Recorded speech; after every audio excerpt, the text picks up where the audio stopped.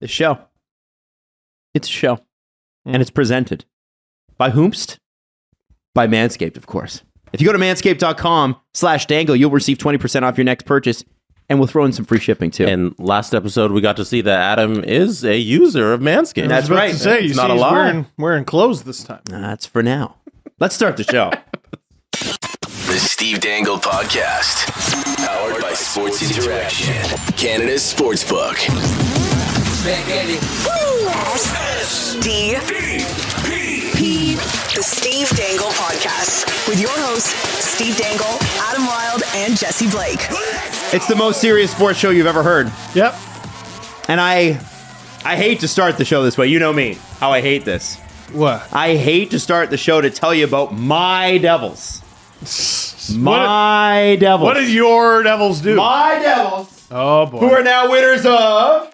I got this on a vintage site. 12 straight, baby. Oh, you got another jersey. Cool. Oh, nice. Cool. What is this, friggin' Hanukkah for Devils merchandise? Yeah, What it is? is. Hey. So we like What's that, on the right? back of this one?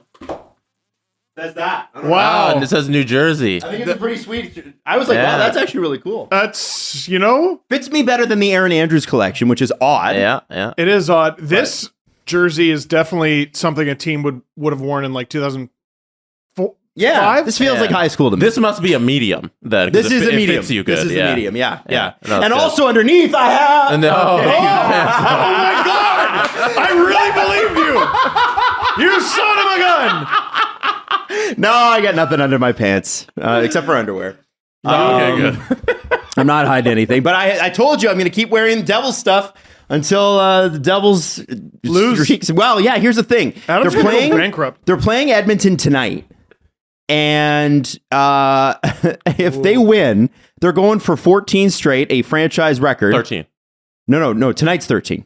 Yeah. Tomorrow. So I got to finish the sentence. So if they win tonight. Then that's 13, Okay. and then they would be going for 14 straight against the Leafs on Wednesday.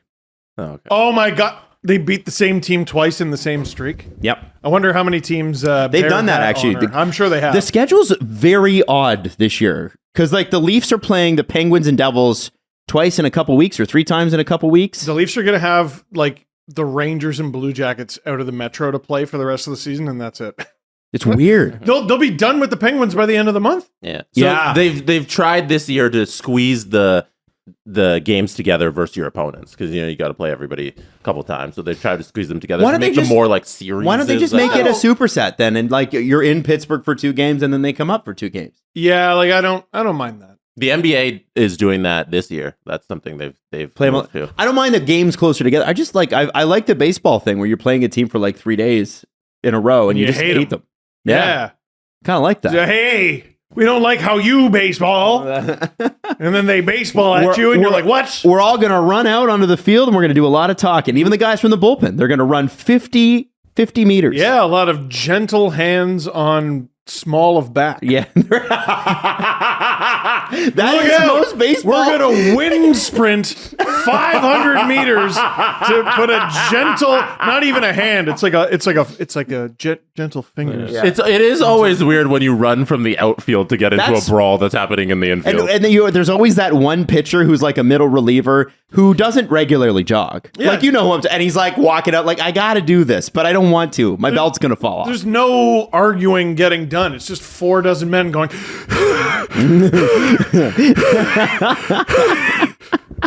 And one random batting coach. There's Yeah. always because there's like 50 coaches in baseball, right? There's always at least one 75-year-old man. Do you remember that in the Yankees and I think it was the Yankees and Red Sox where there was like a really old man? Pedro Martinez threw down. What was his name? I don't know, but he threw him He down was by very the old. head. He was very, and then the poor guy. I felt bad for him. He was like so embarrassed and like, Yeah, because you sometimes. Was it Don Mattingly? I don't know. No, I don't think it was Don Mattingly, but Type in Pedro Martinez. Don Zimmer. Don Zimmer. Don Zimmer. I remember that press conference after, poor guy. Yeah. And he was like so embarrassed because he had being a Yankee coach meant a lot to him, right? Yeah. So, man. I shouldn't laugh, but it's. Jesse's got it this up is the on John the screen. Boy. Hold on, I just wanted the clip. John Boy, who uses footage. John Boy has rights access to the footage, man. Yeah. I don't know how they got that. I would love to know how they got that. They That's like him. amazing. They like them. It's not available in our country. Well, how could we possibly watch it then? that's gonna change. I think in short order. Except for watch a game with Steve Dangle, that will never change. No, That will be Canada only. There's a if you Google this, one of the videos that came up in the search is 2 hours and 35 minutes long because someone uploaded the entire game. Yeah, you can watch the whole seventh inning of Jays Rangers from the ALDS, and it's an hour. You know what's crazy about that? The inning is an hour. Like the MLB doesn't care about that, whereas the NHL would be down your neck about even 30 seconds. The MLB is like, it helps us promote. No, the NHL doesn't care with some videos. Hockey fights. No, how do the hockey fights guys do it? Do they pay for those? I don't know. You're asking. I saw a thing, Nasty John Morasti fight with Steve McIntyre from I think 2009 or something on my Instagram today. I'm like, how do they get this? I don't know. How does this even work? One, I don't think people care to hear us complain about Wright's laws. I'm not complaining. I think it's brilliant. Good for them. Here's Pedro throwing down Don Zimmer. Oh dear. What? But also, don't get, charge Pedro Martinez, man. What I don't get is how Pedro Martinez wasn't absolutely swarmed after that. Oh, because the Red Sox were around him. Yeah, you got David Ortiz in there. You're not messing around. That is David Ortiz, isn't it? Yeah, I don't want Big Poppy's in there. There's no way. Yeah, and he's just holding up his hands like, "What are you doing?" Anyway, how do we get here? Oh, we're just talking. Something you said before the show even started, and I think it's an important way to bring up our first topic, which is going to be the Toronto Maple Leafs. Ooh. Actually, the New Jersey Devils led the show. Let's be honest. Yep. Because there you go. They are what matters. What did you describe the Buffalo Sabres as to me not 10 minutes ago? They are booty ass. They are stinky yucky. They are. But they're 7-10, which is not a whole lot different from the 10-9 Leafs. No, but if you look at how it breaks down, it's their season every year. Greg Wyshynski had the tweet is followed by they win. I don't know. 10 of their first 15 every year, followed by 6 wins the entire rest of the season. How is this your identity? People with the Leafs struggling out of the gate were like, they did this last year. And I'm like, yeah, that's not the compliment you think it is. It's weird to start bad and then pick it up. You're not really supposed to start bad, you see. I don't think it's built into the strategy of the team. You know what? Let's go 500 for the first month. In the same way that I don't understand the Buffalo Sabres November allergy. It's the weirdest thing. You don't know what part of the fall it's going to take place in, but they will turn into a pumpkin by December. I don't get it. I think you were just seeing everything kind of regress to where it should be. The Leafs are a very good team, and they are finally emerging as that very good team. Right. The Buffalo Sabres are not very good, and they're coming back down to earth to where they shouldn't be. And they clearly were motivated to start the year. They're playing above their heads and everything, but everything kind of catches up with you. Over 82 games, It's hard to play above your skill level because everybody else is also trying and will get to their potential. We had this conversation with the Jets in the offseason where I looked at them on paper and I'm like, but why are you not very good? You look like you should be better than that. And then turns out they are, or at least they are so far. I look at the Canucks, and they're still incredibly perplexing to me. Well, their decor is a nightmare, but that team should be better than they are. Then I saw the Sabres were struggling, and I'm like, why are they so bad? And then they posted their lineup for the game on Saturday, and I went, oh, all right. Okay, that makes sense. Dude, that top line is ridiculous. They're unreal good. Tage Thompson, I don't know when he turned into a must-watch hockey player. Yep. Man, Tage Thompson's unbelievable. He was fun to watch. Love watching him. Alex Tuck is great. Skinner is back. They have Dylan Cousins, I noticed at all moments. Darlene Power is a bunch of fun. That's about it. That's about it. The rest of the team, there's nothing there. There's nothing there. And I saw Craig Anderson and Eric Comrie as the tandem, and I'm like, this shouldn't be as good as it is. And now it's not. And now they've gone to Luukkonen, and he's also not. But here's the difference, though. Here's the difference. Because you, Sabres fans, I think you're listening to me and you hear a softness in my voice. I think you hear a gentle tone. There were 2 teams, well, really 3 teams in the Atlantic.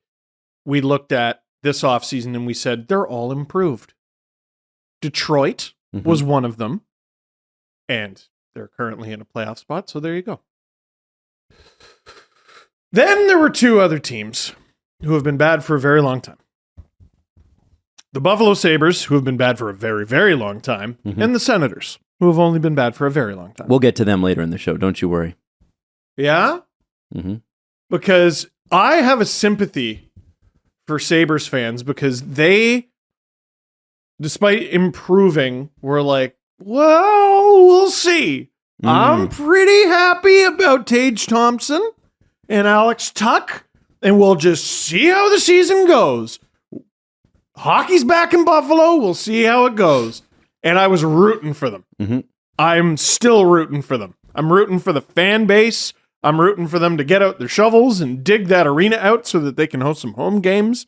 Did you see that they didn't have a local broadcast of the game? Yeah, absolutely. It's well, I saw the unbelievable. There were parts of Buffalo that get 6 feet of snow. That's staggering. Staggering. The Ottawa Senators, on the other hand, their fans had an awfully mouthy summer. And I just think it's funny how. We'll get into it. It's funny how we're not talking about the Ottawa Senators right now. It's a tease for later. We'll leave it as a tease because I just think it's funny What how. I really liked about Saturday night was it was 60 minutes of great hockey by the Leafs. I didn't think there was a moment in that game where the game was out of the Leafs' ability to win it. And I love the physicality out of everybody on the team. Since Jordy Ben got in there, he's starting to hit people. I'm telling you, it's the Jordy Ben effect. I hate that storyline so much because it's true. It is true. I was there. I hate it. I was there against Vancouver, and I was there against Buffalo. I'm telling you, the hits didn't start until Jordy Ben started going. It's this last week. They've started throwing the body. Can you forgive me for being enormously upset with this team who's 5th place in the NHL, who started to pick up the slack when Jordy Ben? Really? It's because he started throwing the body around, and they're like, "Oh, we can do this." I'm not This guy's sure. 35. What's our excuse? I'm not sure if Jordy Ben is the one who got Matthews to get angry and throw hits. I loved it. That weren't really penalties, but he got called on a penalty, but whatever. I didn't think it was a hit to the head. No, I thought it was a clean hit, but I understand the call in the moment. You probably just want to throw him in the box anyway, so nobody comes back at him. It made sense as a call, but I didn't think it was the right call. And that type of aggression and that team that really handled the Buffalo Sabres, that's a team that can win 4 out of 7 in the first round. That was a really good team on Saturday night, against and I the Sabres, loved it. they could at least. Yeah, versus but like what we criticized them early on the year is that they didn't have complete victories. And I thought on Saturday this is what you want to see on a Saturday night versus a team that's such a lesser opponent than you. Just go out and win it. There's an interesting vibe in It was the really good. Greater Toronto area right now. There's 2 things I'm noticing. What? Number 1, everyone pre-December is in the Christmas spirit. Yes. Christmas is vibing. Yes. This year. Christmas has definitely happening. started early. Yeah, like my tree's up. Yeah. By the way, my Adam tree kicked it off. My tree fell over yesterday. We just Kicked it off literally. well, we got a extra tall Christmas tree this year, so it's 10 feet, and we're like, because this is what we want. We want a Griswold style, Yeah. right? And then I put it in my tree base and filled it full of water, and then we decorated, which was super cool. Put Everly down for a nap. We're like, yeah, we're ready to chill, and then smash. I realized that I don't have a base for a tree that's that tall. So I had to order another. Anyway, so I lost half my decorations in the fire, but it was time. Some of them are getting a little bit old in 80s. You know what you could have done? So you have weights in the basement. That's what I would have done. Oh, that's a good idea. Yeah, I would have improvised that. Oh, that's a nonsense. good idea. Oh, yeah. Well, it's leaning against the window right now, so. It's a real tree, right? It is a real tree. Wow. Yeah. We went and took Everly, and we went on a wagon ride. It was cold.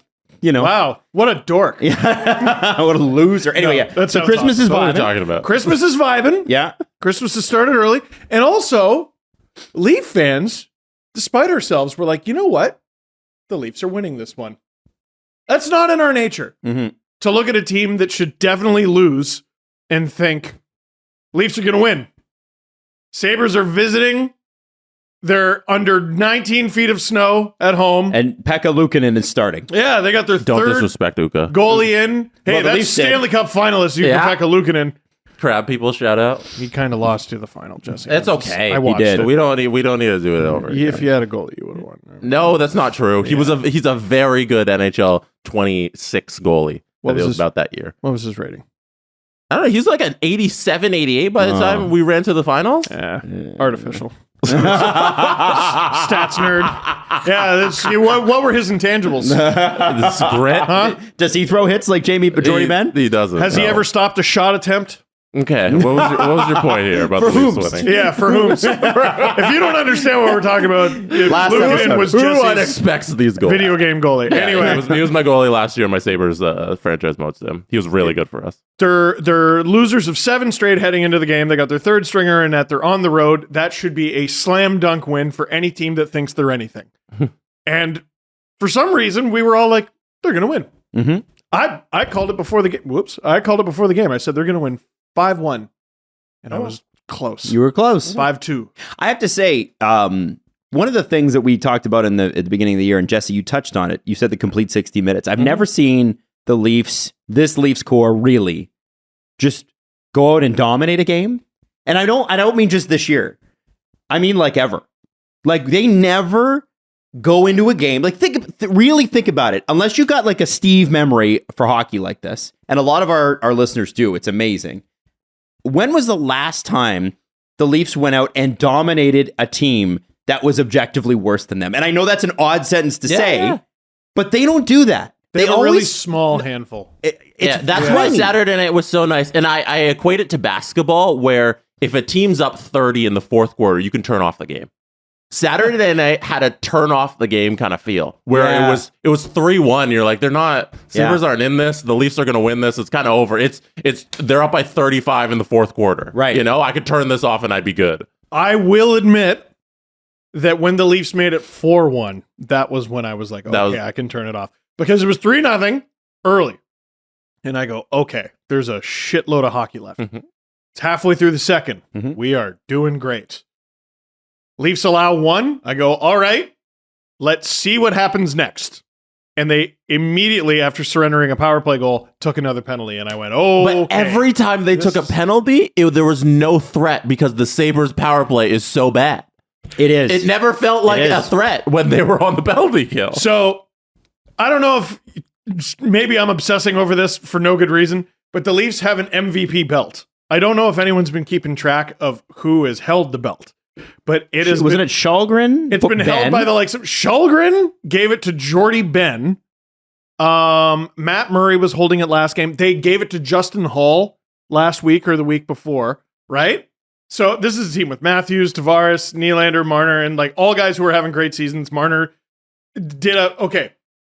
I don't want to spoil it. So Matt Murray has it. And after the game, he goes, Auston, you had a great game. You know, Willie, John, but this guy made an unreal play on the penalty kill. I got to give it to David Kampf. And I just went, what?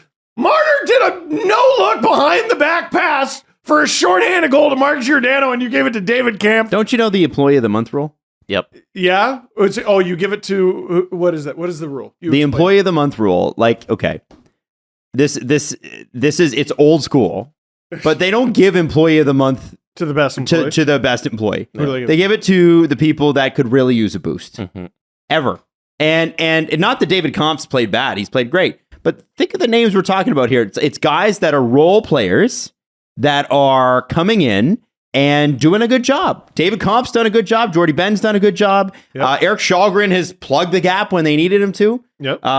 I think that's you don't give it to Marner and Matthews, and they probably wouldn't want it. They'd be uncomfortable. They'd be like, yeah, that's actually my job. Like when you're like, think about it. If you were in a work situation, and Steve, I know that you have spent to your God bless you, because you haven't missed much, but corporate culture is a thing, and it's weird. When you're in those things, these star employees never, ever get Employee of the Month, ever. I always feel like whenever I'm in some sort of corporate setting, I always feel like I'm on set for the taping of a reality show. It's I'm like, none of you are acting like wild. yourself. It's just a wild. We used wild to place have to live. player of the game at the end of our baseball games, and the player of the game gets to take home the ball. We were like, I don't know, 12, and Yeah. that's a fun deal. You get to take home the ball, and it would never go to the guy who had like a home run and had a really good game, or the star pitcher. It'd always go to like some kid who just wanted the ball, and the coach would always give it to him. It's the Jack Adams, right? It's the surprise. You're not supposed to be this good player of the game. Now Kampf did make an amazing play. He did. That led to Marner and all that, but I just thought it was. They don't need it. In Yellowstone, where they announced someone is running for governor. Yeah. And there was another person who thought they were going to Don't worry, it's all in all the promos. Governor. It's all in the promos. Yeah. I'm just imagining Marner getting a suit ready and David Kampf. What? You think Auston Matthews needs a player of the game I don't belt think they give a ever? shit. I just thought it was To funny quote to Mad me. Men, that's what the money's for. That's what the money's for. No, I the way he roars that line. Anyway, sorry. I just thought it was very funny. It is. It's very kills. hockey.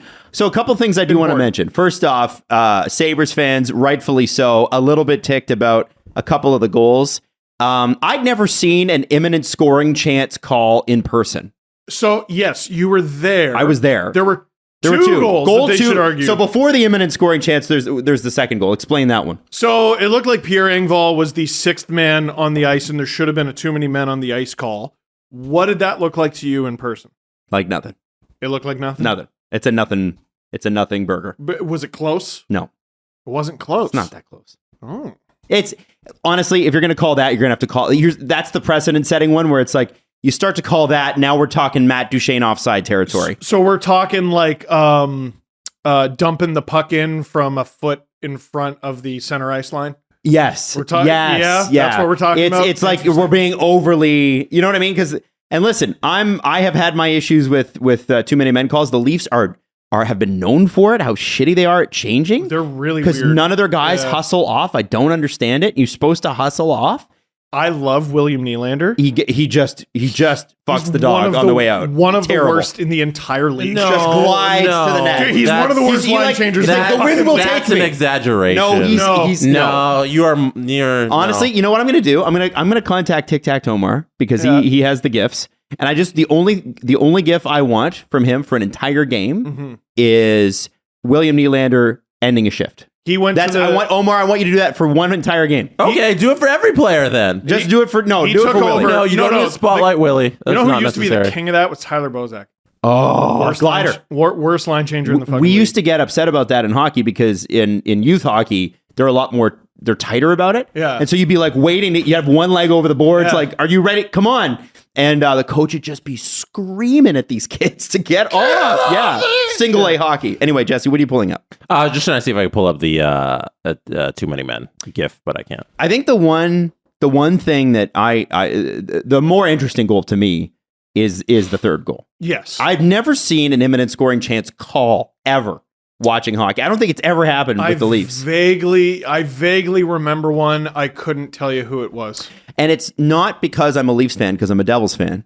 Right. But seeing it there to me, it was like the imminent scoring chance thing felt like, okay, that's got to be at least a penalty shot. Because he is absolutely, whether quote unquote it's intentional or not, Alex Tuck, I believe it is, who falls into the net. You're literally shutting the play off. You're shutting the faucet off. We can't play now because you've knocked the net. And it really doesn't matter if it was an intentional or not. It happened. So you might not have noticed this just because you were there, but he went to the box for a penalty. I did see that. You did see that. Because originally that was the call. That was the call. And then they reviewed it. I'm sitting there like, okay, well, this can't be nothing. Yeah. It's either got to be a penalty or a penalty shot and when they reviewed it, what you probably didn't see though is the ref had an unusually long explanation and he got like 5 words into it and Sheldon Keefe goes, it's a goal. Like he said it and you could read his lips and he said it like confidently and calmly. We couldn't hear once the ref started talking. As soon as he has a long explanation, we're like, it's a goal. Like everybody just started yelling. I couldn't hear what he said. So it was about an imminent scoring chance. So what I was talking about, I hate when shit like that happens on the stream because you can't hear it. Well, because I can't hear it, and also I'm just like, here's what I think the rule is, and what I thought the rule was if Giordano had already shot the puck and it was going to go in before the net came off, then it's a goal, which I think is perfectly fair. What the rule is basically he was gonna get a shot. Oh yeah, I have it here. So it's Rule 63.7. In order to award a goal in the situation, the goalpost must have been displaced by the actions of a defending player. Check. The attacking player must have had an imminent scoring opportunity prior to the goalpost being displaced, and it must be determined that, hang on one sec, I'm pulling up the full article here. You want me to? Go ahead. And it must be determined that the puck would have entered the net between the normal position of the goalpost. Thank you, Jesse, for the big font. All of those things were true. Alex Tuch knocked it off. There was a shot, and the puck very clearly went in within the bounds of the goal. It was going to be a goal. What I want to know is what's the cutoff? Because like if there's like a half second, if Giordano had shot the puck half a second later, I don't think it's a goal. Oh, well, that's the thing. I think it's a 2-minute penalty. Yeah. And I know Sabres fans were upset about that, and I get that, but you have to understand like that has to be a goal. You can't let players, because here's the thing, you can kill a penalty. You cannot, as a league, let players knock that off and go, oh, I'll take a 2-minute penalty, because it's either that or it's a penalty shot. Penalty shots, in my opinion, are the worst, because really you have a better shot at scoring over 2 minutes than you do on one shot. You do. Yeah. Most times you do. If you're the Leafs, you probably go, no, I would prefer that to be a penalty. Especially if Giordano is taking it. Like Giordano taking it. It would have been Giordano, right? Not Marner. That's a good point. And so I think that you can't have, like, you have to think about this in playoffs, right? Mm-hmm. Where the stakes are high. I can't imagine a world where the NHL's cool with people just throwing. And we used to see that in the late 90s, early 2000s with like, for some reason, I feel like Arturs Urbe used to be the king of like, oh, I'm just going to kick this off. Or like there used to be a couple goalies. Hasek, I think, used to do it. I don't remember. I don't know why I remember this, but there was a game. Glenn Healy was in net for the Leafs, and he knocked the net off twice in like 30 seconds in the final 2 minutes of the game, and the Leafs were winning. And the second one they called a penalty shot. Right. Because they're like, all right, fool me once. None of that bullshit there, Glenn. And I don't remember what the and that was back when it was really hard to do that. Because now the nets move like it was nothing. But back then they used to like secure it into the ice so you'd get a concussion if you ran into the net. He kept like a drill in his blocker. Yes. And it fell off. It's intense. I'm sorry, I didn't mean for that to. Yeah. What are you looking at there, Jesse? You look like you got something here. What? No. I was just looking. I was looking at some Glenn Healy stuff. But I know. On if you do it on a penalty shot or on a breakaway, I believe if you're a goalie and you intentionally take the net off on a breakaway, it's immediately awarded a goal. I know that's a rule now. Who was the goalie? I'm trying to remember it. There was a goalie who was facing a 2-on-0, so he intentionally knocked the net off, which is a penalty shot, which is a 1-on-0. Smart. Yeah, man. Do that. Do that. Man, you got to do that. Who was it? Oh, I forget who it was. And that was, until now, it's a goal. You know what? I think it was a Sabres goalie, too. Brilliant. Probably Hasek. Damn. It wasn't Hasek. If it was someone more recent. Because I say that out of respect, because I think Hasek was the most brilliant goaltender to ever play. He was involved to watch. He was involved in every play. He had every angle covered that way. The most recent example of a goalie looking anything like Dominik Hasek is Tim Thomas. Like, just a goalie where I cannot explain why he stops the puck. But he does. Other than he does. Mm-hmm. And they both had a very strange helmet. They did. It's within 63.7 as well, actually. It says, if the goalpost is deliberately displaced by a goalkeeper during the course of a breakaway, a goal will be awarded to the non-offending team. And then they also have, when the goalpost has been displaced deliberately by the defending team, when the goalkeeper has been removed for an extra attacker, thereby preventing an impending goal by the attacking team, the referee shall award a goal to the attacking team. So there are instances in hockey where the referee can just be like, it's a goal. That team gets a goal. Yeah. Yeah, I know that's upsetting to Sabres fans, but really the team wasn't in it anyway. And that third goal wasn't going to make or break that game. I think the Leafs were pretty dominant. I mean, up until minute 15, I was like, this is a bit of they're trying to figure each other out. And then it just sort of broke open, and that was it. And the rest of the game, I have to say, I'm really encouraged by Matt Murray. Yes. Really, really encouraged by how he's played so far. And given, like, he had to make a couple tough saves against the Sabres. It wasn't crazy. He even survived an accidental trip by one of the Sabres players. Did you guys see that? Yeah, that wasn't on purpose. I don't think. No. It was yeah. But everybody who was like, "Oh no, his groin." I think it's. What did we say at the beginning of the season with Matt Murray? He's got to stay healthy. Number one, number two for performance. Forget the health. What do we need out of Matt Murray? Goaltending. League average goaltending. 9-10. League be 9-10. Be 907 even. 905. I want 9-10. 910 would be great. 905 Mississauga. That'd be nice. Yeah, there you go. Raptors. Because the goaltending last year was like an 890.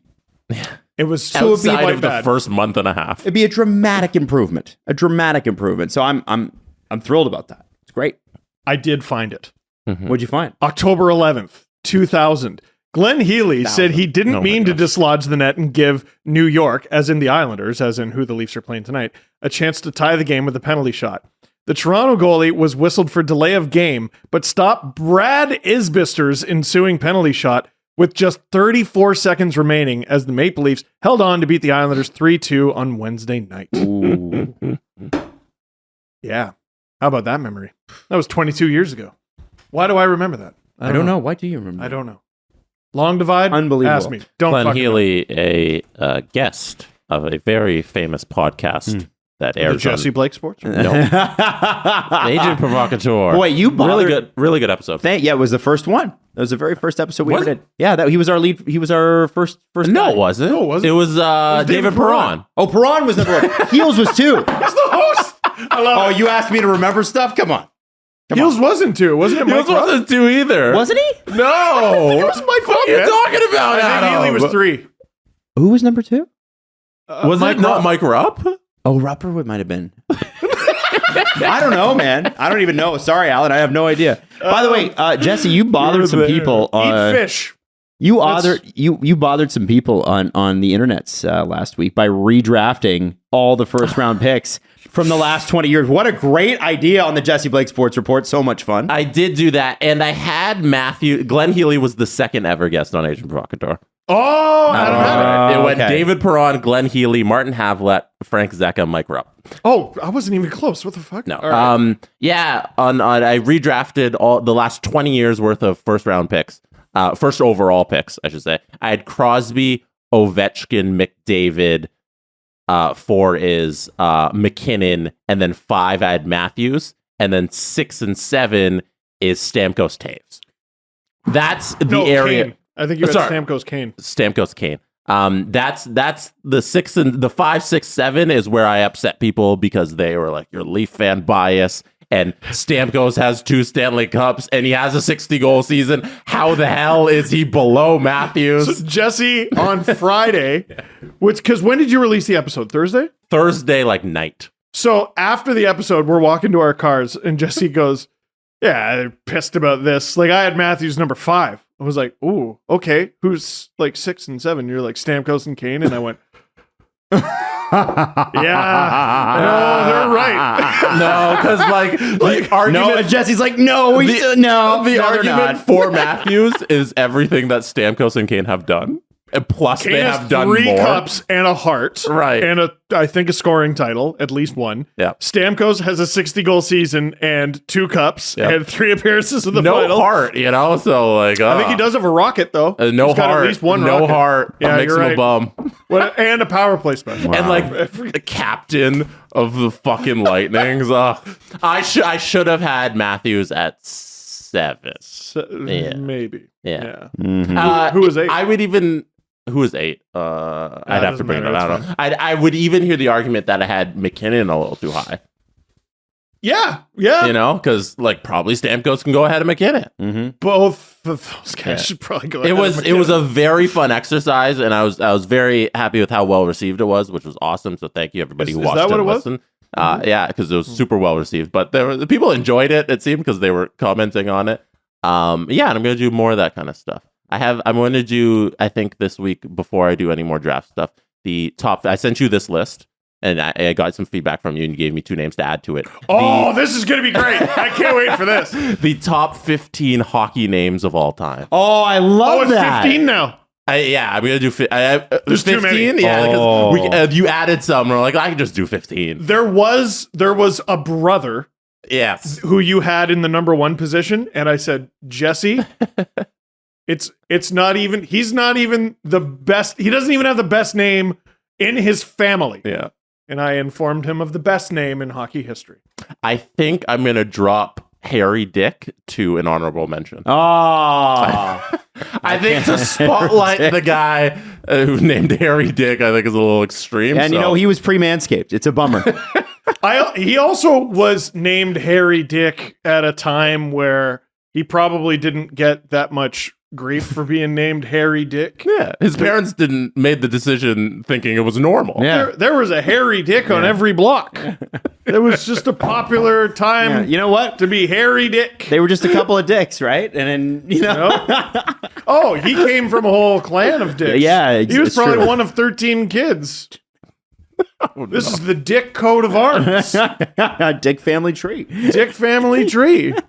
So I think he'll be like 16, honorable mention. Yeah. All right, Adam, cue the ad. Let's do it. What's the promo code? Let's go talk to David. Oh, not that one. Oh, okay, Dangle. Yeah, manscaped.com/Dangle. That's a free mention. They didn't pay for that. Let's go. Sports Interaction, Canada's Sportsbook, presents You Can Bet That with David Bastel. Must be 19 plus. Please play responsibly. Ontario only. He's from Winnipeg. What? Gives us the best odds, What? including the how the Bombers were favored over the Argos in the Grey Cup. 5.5 points. How'd that go, buddy? Football! Not good. Football! Not good at all. They won the football! It's really nice to see you. Is it? No,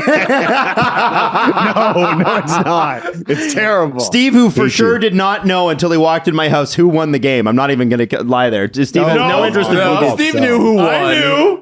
He's a man of the If you held me at people. He gunpoint, I couldn't knows. tell you the score. Okay, Dave. What yes. happened? It was a three-peat waiting to happen. Right? Yeah, I know it was. I you know how they say you count your chickens before they hatch? I was counting them all afternoon long you until counting? that game. Yeah. Oh yeah. Oh yeah. Oh, I don't was it know that ever. idiom. Okay. No, you're not picking up what I'm throwing down. Yeah. Is that what you're saying? Oh, I got it. I understood it. Not smelling what you're stepping in. I smell what the Dave is cooking. So Yeah, Dave, yeah. are you okay? I'm okay.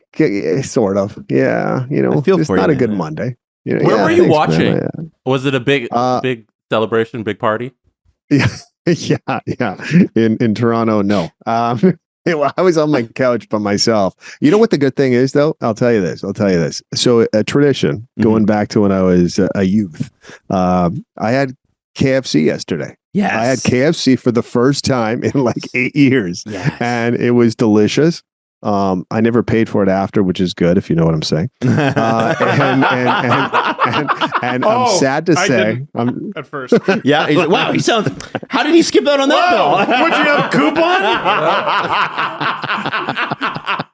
If the KFC didn't give you the Taco Bells. no, they did not. You guys know exactly. And I thought, you know what? I'm gonna go karma. I'm gonna think about the past and you know what? I'm going KFC, and everything was going in the right momentum, and then the game started. And that's kind of where it backfired on me. We move on. Is it annoying being a fan of a team and then watching that team lose to a team that no one in that city cares about? Yeah, it is. Like it really the is. apathy around the Argos is crazy. Oh, yeah. Like if they just won this Grey Cup, nobody cares. It's weird. I want to see the parade. Yeah, Like, there who is. turns out? Do they even do that, or do they just do a nice like dinner and Rally. drinks? Yeah. If they had it in your studio, there'd be plenty of room for you guys to continue with your show. Yeah, that's what I'm saying. I'm just saying. And this is a bedroom. I mean, this is all this is. So anyway, listen. There's a lot to talk about. There's a lot to talk about that isn't Toronto beating Winnipeg, okay? So let's talk about something else. Correct. How many Canadian teams are going to make the playoffs? This is a prop at Sports Interaction, and it's over 3.5 and under 3.5. And where do you have it weighted? Yeah, that's a great question because right now, you sit there and you go, okay, well, give me the teams that are going to make the playoffs. I know we're 20 games in, so you're starting to go, oh, this, but you have to think that Toronto's the given. Mm-hmm. Edmonton's right there beside them. Calgary probably should, and the X factor is Winnipeg. I mean, right now, I'd say I think they have a really good spot, at least a wild card. Yeah. But and there's your 4 teams, right? So my gut, I don't know about you guys, my gut would say the over because I don't see Ottawa, Montreal, and Vancouver even in this conversation. So is it 3 or is it 4? And you know what? Sure enough, we put it at 3.5. So what about you guys? I'm sorry, I'm just looking. It's 3 right now. It would be 4 if the Flames had passed.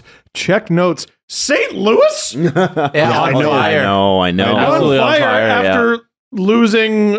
They've won 6 straight after losing 8 straight. Yeah, and they were going to fire everybody. What a dumb sport. It makes no sense. I Craig think it's Berube 4. was out the door. Exactly. I think it's a bet on Winnipeg keeping this up. And maybe even Vancouver turning around, which I don't think it's likely. But I think it's a bet on Winnipeg keeping up, which they have Connor Hellebuck, so they totally could. So here's basically what needs to happen. I think Dallas probably makes it. Colorado's going to make it. Vegas is going to make it. LA is going to make it. So you're looking at Seattle falling off. Yeah. If your bet is for or against Connor Hellebuck, bet for Connor Hellebuck. I think he's having a Vezina quality year this year. I think there's a good chance that Rick Bowness is, if not the Jack Adams winner, runner-up. Maybe in the conversation. Absolutely, because it's always the Lindy team. Ruff says hello. Exactly. No, Lindy's going to win. Yeah, Lindy's going to win. Line 1. Lindy's going to win. But as a Devils fan, I would know that Lindy Ruff is going to win. But yes. Rick Bowness has shocked people with what this Jets team has been able to do, and most of that's been on the back of Connor Hellebuck. Mm-hmm. And if he wins another Vezina this year, which would not surprise me, he keeps playing like this. Take the over. Take the over on this one. Yeah. Plus, Jets in the playoffs are a different kind of Jets, and that is a tough building to play in. Yeah, they get swept. Yeah. That's what happened last time. That's what happened last time. Building me up for this big push, and then boom. How dare you? Dave Bastel. Follow him on Twitter at David Bastel, at SIA Sport as well. Dave, thanks so much. And go to YouTube. sportsinteraction.com/SDPN. Wow, I almost gave our YouTube and then your URL. It's crazy. Anyway.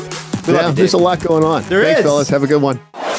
It's never too early to play holiday music, and it's never too early to start thinking about gifts, whether it's for a friend or the friend in your pants.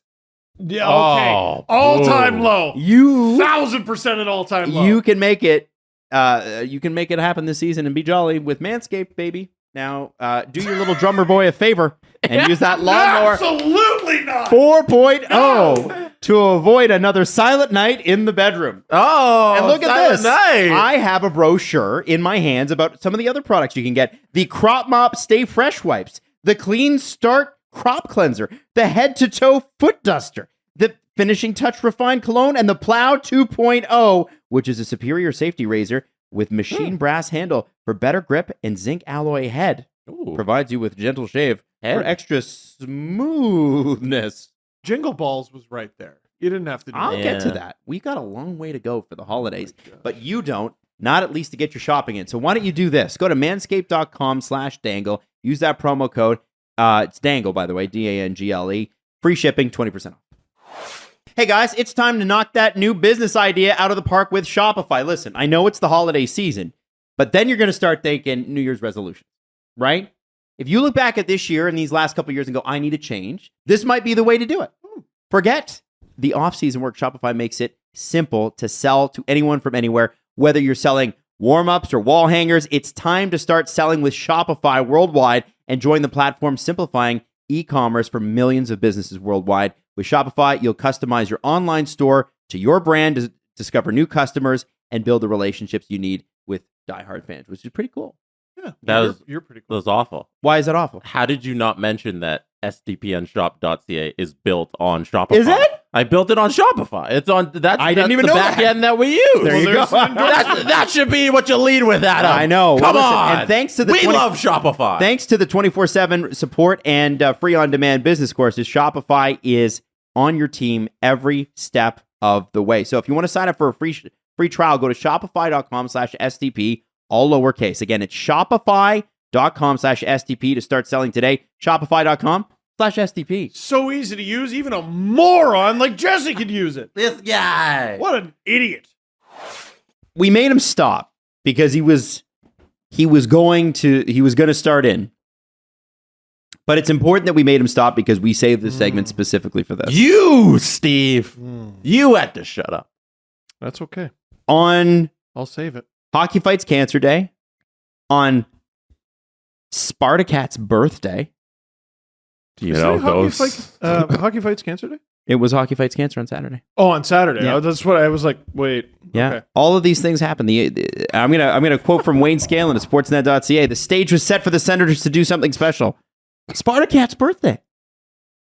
And instead what they got was Fire DJ chants in the crowd. Now, Pierre Dorian and Brady Tkachuk have both said, listen, we're fully behind the coach. Did we have to lump those two things together? Yeah. Well, that's what I'm just taking directly from Wayne Scanlon. They were making a big deal of Spartacat's birthday in the arena. Too. And they were having Hockey Fights Cancer. Yes, but it's funny. It's what we're supposed to be funny. Okay. It doesn't all have to be serious, guys. I guess what he's getting at is it could have been a very inspirational day. Yes. And Sure. it was an And if you've never met uninspiring Spartacat, result. you haven't lived. Yeah. But my point in all this is that things aren't going that well in Ottawa, and it was expected that they would. My question was always, why? Sure, they're better, but why? And Steve, you really wanted to jump on something, so please take it away. Now, two things had me dismayed this offseason as a Leaf fan. Mm-hmm. Listen, Sens fans, I can look at the team objectively. Mm-hmm. Okay? They got better this offseason. Few GMs had a better offseason than Pierre Dorian. I don't think anybody did. You could argue he had the best. And as a result, Sens fans got very mouthy. Mm-hmm. I don't use that term lightly. I don't even know if you referred to Oilers fans as that or something. You know what I mean? Mouthy.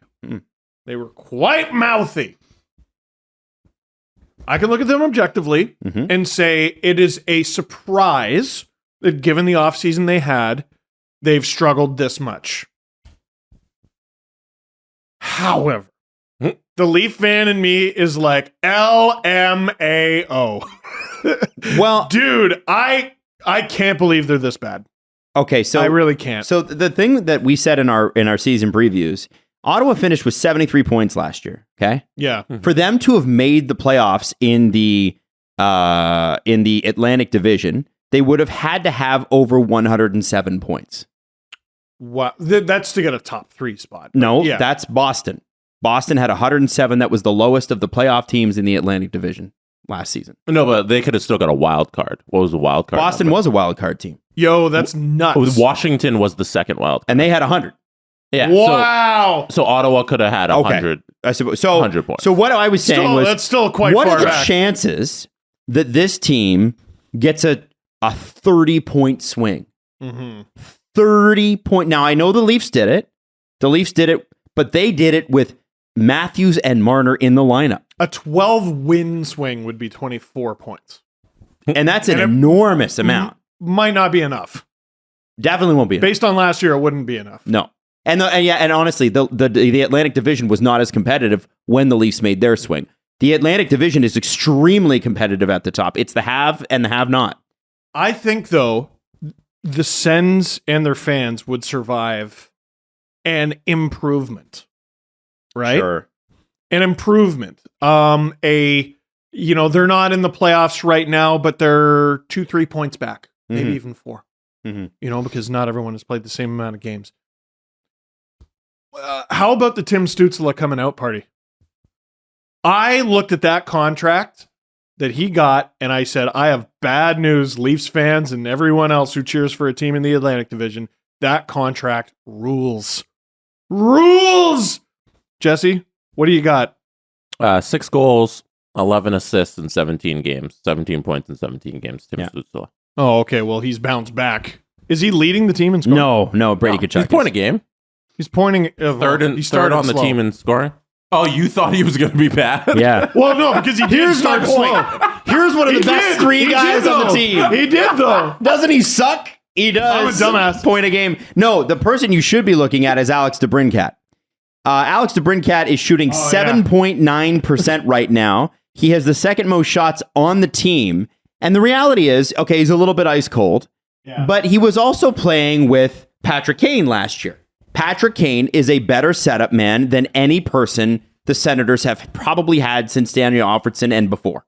Like, I'm sorry, the expectation that DeBrincat was going to get another 40 goals, no matter how good Claude Giroux is, no matter how good Tim Stützle is, I think it's just an unrealistic one. Well, and I think it's very interesting for the Sens that Brady Tkachuk and other Sens players are going so hard to bat for DJ Smith.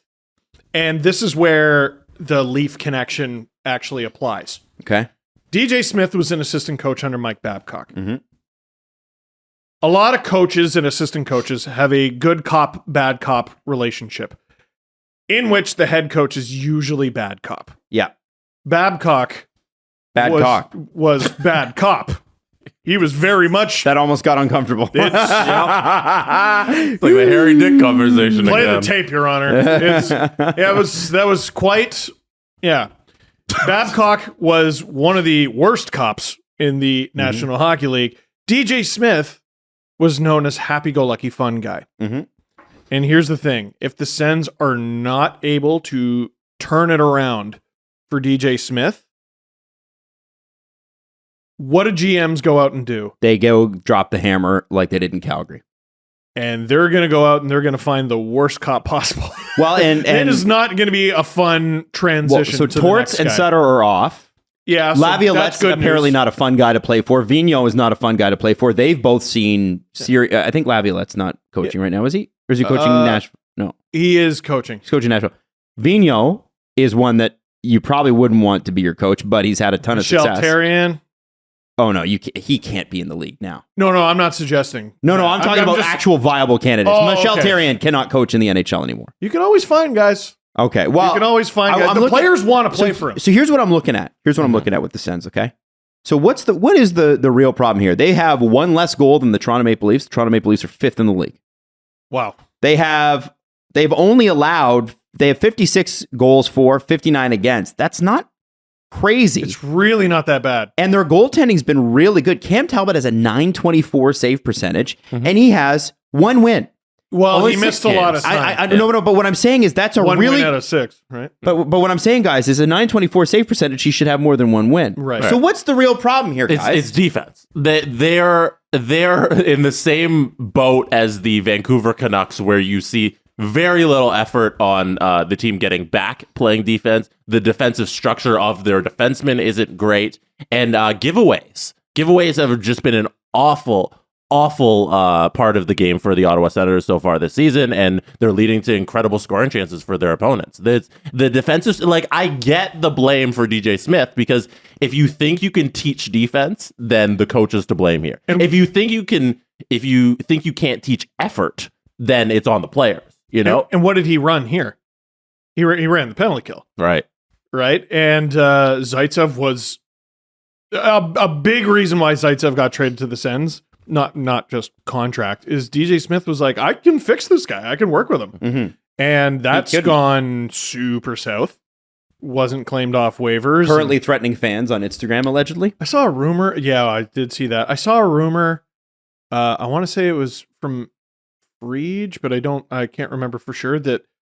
And this shows you how rudderless and kind of out of ideas they are right now. Mm-hmm. They discussed a Zaitsev for Tyler Myers trade. Oh, whoa. No. And they keep getting linked to Chychrun, who again, pull the trigger, but he's had 3 surgeries since the last time he played, not gonna help which was 8 months ago. You know what they should do? It might. You know what they should do? What? Call San Jose, get Erik Karlsson back. Does that help you fun play? As hell. No, it's fun as hell. Does that help you play better team defense? Does that help you limit turnovers in the offensive zone? Does that make you play a better defensive structure and get your defensemen to play defense? I think your strength is offense, and this year you're not going to fix your defense, but you can make your offense better. And I think he's going to get that's part of the problem is they need the puck. The Leafs had this problem too when they were developing, right?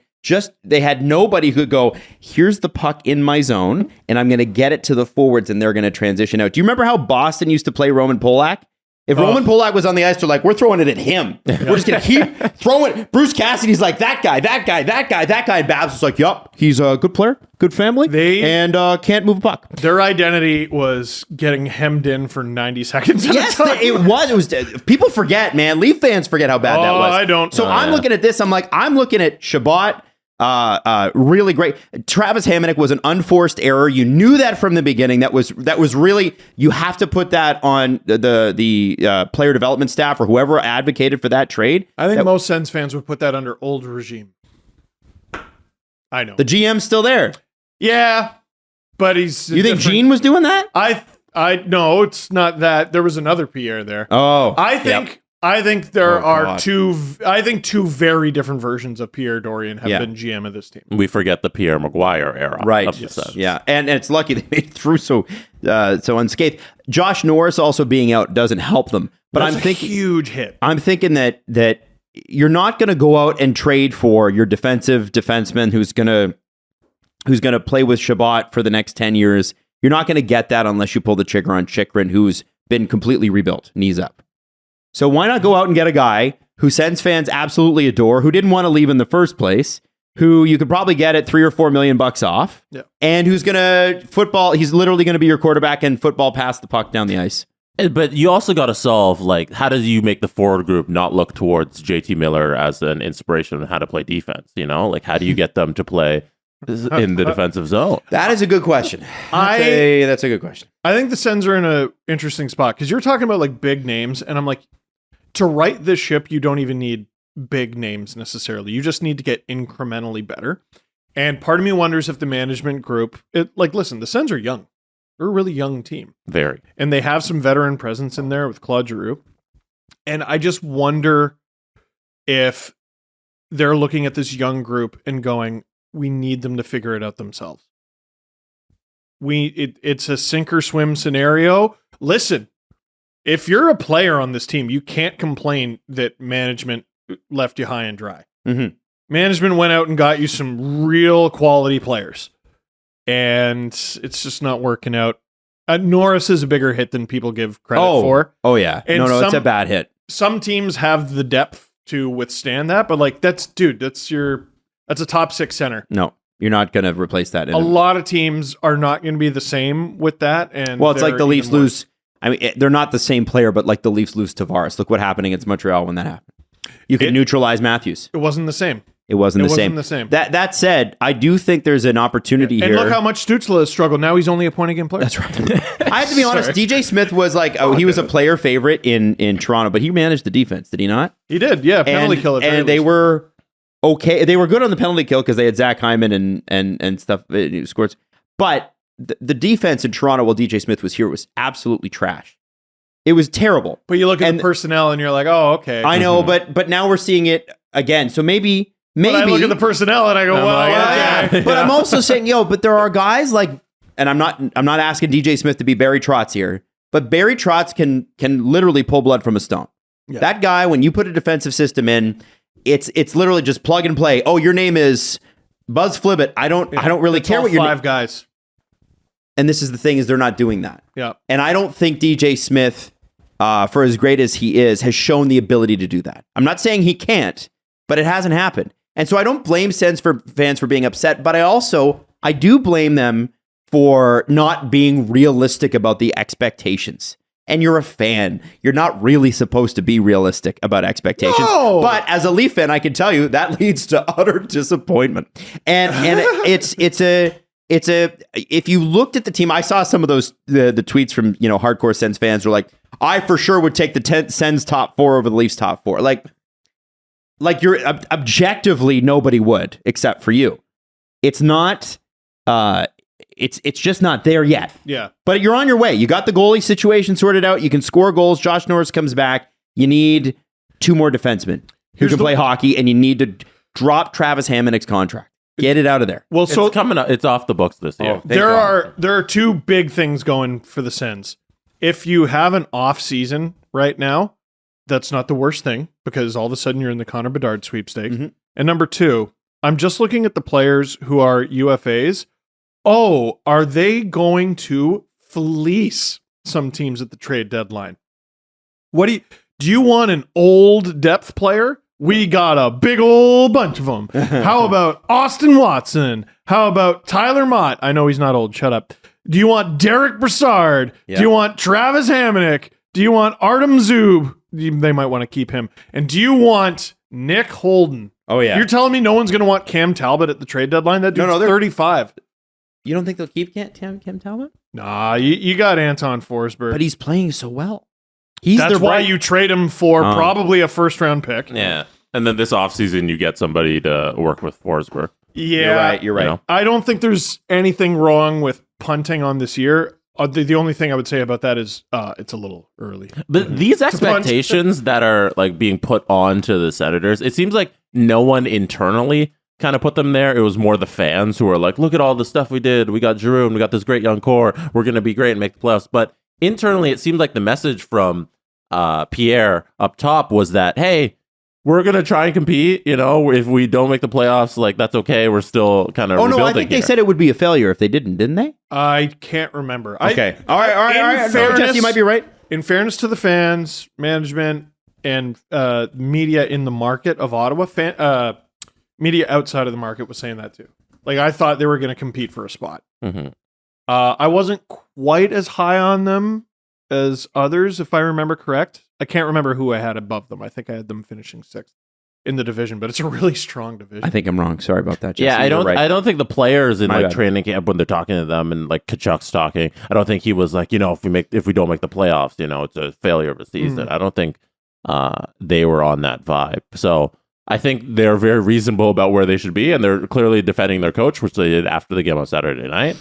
They think we believe in them. They want to work through the process, and it's going to be a little bit of a longer process here in Ottawa. Mm-hmm. Temper your expectations a little. Now it's on the players. Because it almost feels like do you remember when Eddie Guerrero and Rey Mysterio had a ladder match for custody of Dominic Mysterio? I do. Remember it vividly. That's what this feels like. It feels like the players are fighting for custody of DJ Smith because now fans have chanted it. The players have put themselves in front of him. And listen, if you lose like 5 of the next 6 or 7 games, dude's going to get canned. Unless Pierre really, really commits to it. But if fans chant it every single game, sorry, opinions change very fast. Maybe the when that Canucks happens. and Sens should trade coaches. Yeah, not Zaitsev for Myers. Because You gotta do that. Boudreau is from Ottawa. Wait. Even though he's a Leafs fan. That's not going to happen. The Sens, by the way, have lost 2. They are 2-7-1 in their last 10. Motto. The Buffalo Sabres are on an They at 8-game least- losing streak. They at least got to be 4-6 every 10 games the rest of the way for DJ Smith to hang on. They got to be like 5-5, Not great. 4-6, 6-4 in your 10 your 10 game sort of spreads. That's rough. Yeah, it's That's not rough. in last place in the Eastern Conference. Like, for everything I just said about them having not the highest expectations, last place isn't good enough. Maybe I shouldn't criticize fans. Maybe you're right about something. Ottawa probably shouldn't be last. And no disrespect to fans of this team, no one in the East should be below the Blue Jackets. And interestingly enough, Ottawa is lower than San Jose, Buffalo, Arizona, Chicago, Columbus. Like, yeah, they're bad. Anaheim is a point away from them, or 2 points away from them. It's bad. Who still have not won in regulation. That's so crazy. You know that They Anaheim's... are minus 30. I was just going to say, their goal differential's minus 30 already. And like, okay, I haven't obviously paid super close attention to the Sens. It's unreal that they are 2 points removed from a team that is minus 30 and they're minus 3. Mhm. They're tied with Arizona, who's minus 17. Yep. What's going on? Like, are they... You Are mean with all the Ottawa? games that they're winning by 5? Are they losing a lot of close games? Well, they're not actually tied with Arizona because Arizona's played one less game. Well, I'm just saying in points. You know what I mean? That's, wow. Wowzers. Yeah, it's bad. It's real bad. They do lose a lot of 1-goal games. That is a thing that's happening in Ottawa. Ooh, this is not a kind road trip coming up either. Yeah, well, they got San Jose tonight, which should be, okay, go take care of business. Then you got Vegas. Bring home Erik Karlsson. Anaheim. Go take care of business. They should, shouldn't they? They should bring home Erik Karlsson. They should. If I'm Ottawa, I don't take on that contract. You take it? Would you take it at $8 million? No. It's take it at it's $6 for million. 4 more years after this year. I'd take it at 6. That's a lot of money. Retain, baby. The discourse around trading Erik Karlsson needs to be reined in a bit. No. The Sharks. Why? We're not going to get a trade till mid-December anyway. It Might as well talk about it. It should be the Sharks paying Yes. to get rid of that not just retention. I need assets. Mm. Now the Sens, Leaf fans know, are very hip to these random big money trades where you're offloading a bunch of random stuff. They do. So it could, you never know, it could work. Could work. Shane Wright has finally been loaned to Coachella Valley, where he's going to play for 2 weeks. Now, Cam Sharon was tweeting about this, and I'm glad he was. We've talked about this years ago. I think Cam wrote things about it in the Leafs Nation. And the reason that they haven't sent Shane Wright to the league he should be in, which is the AHL, is because he's too young and would have to go back to the CHL and would have to stay there the rest of the year because what a bunch of nonsense. The NHL and the CHL have an agreement where the CHL doesn't lose its star players. If they don't make the NHL, well, then they shouldn't be in the AHL. They should be in the CHL, which is bad for player development. By the way, if you're from Sweden or you're from Finland or you're from any other country, Germany, whatever, you can go to the AHL. David Juracek. But because you were born in North America, no, you have to stay here.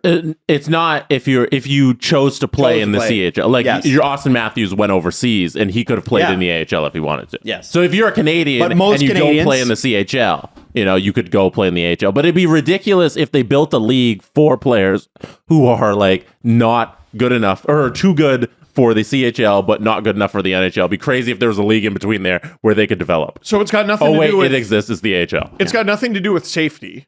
No. Right? So, they made a special exception for OHL players and junior players to play in the AHL during the COVID season where the AHL was going and the junior leagues were not. Totally understand that. Makes sense. Cooler heads prevailed. It's got nothing to do with safety if a 18-year-old William Nylander can play in the AHL, if an 18-year-old David Juracek can play in the AHL, and now he's already gotten called up to the Blue Jackets. Imagine that. He gets to play for the Blue Jackets because he earned it. Well, because he earned it, but also he was eligible to be called up. Yeah. Yep. An 18-year-old Nazem Kadri was called up to the Leafs from the OHL under emergency basis. Oh, so under certain circumstances, he can be recalled. Why can't he just be recalled normally? We need to reevaluate this complete and utter nonsense that is the CHL NHL agreement. Well, and I think the reason that the deal was done that way was because the CHL was complaining that all their best players were leaving, which if you follow the CHL, that's how it works.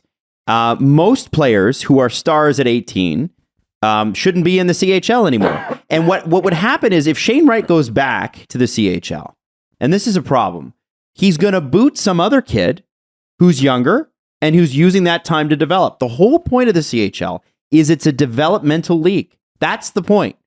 So if people graduate from it, then the CHL's done its job. And the idea that somehow that the CHL will benefit with Shane, because what'll happen here, here's what's going to happen. Shane Wright is going to go to Coachella Valley for 2 weeks, and then he's going to get released to Team Canada. Yep. That's what's going to happen. So he's going to play a lot of hockey over the next month and a half, and that's fantastic. And then the Kraken have a choice to make when he comes back. He still hasn't activated the first year on his ELC. No, because it's going to be 2023 by the time the Kraken have to make that decision. That's wrong. That's wrong. And it also does it really benefit the CHL, this rule? Like in Shane Wright's case, they've just sat him and then he's going to go to play for Hockey Canada. And then, I mean, if they send him back partway through the year, I guess, but it's not really a draw. Here it is. So Cam Sharon saw that news and he said, European first rounders can play in the AHL. Nobody is benefiting from this agreement.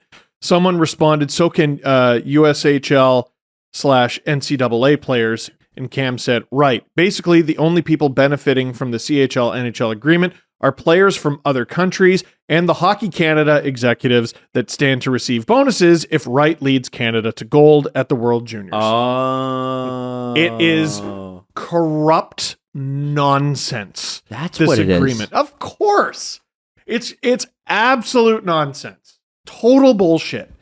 There's no what is the purpose of like what is David Juracek just like more mature? No. Like he can handle it? It's Hockey Canada bonuses. I didn't even think about that. That's crazy. Yeah, but it affects American players too. Well, like, for sure. No. What I mean is that like regardless of that, it's what I'm saying is that it's just another mark against Hockey Canada. Who would be? How could you be okay with this if you're for the players? Or a guy like Mitch Marner.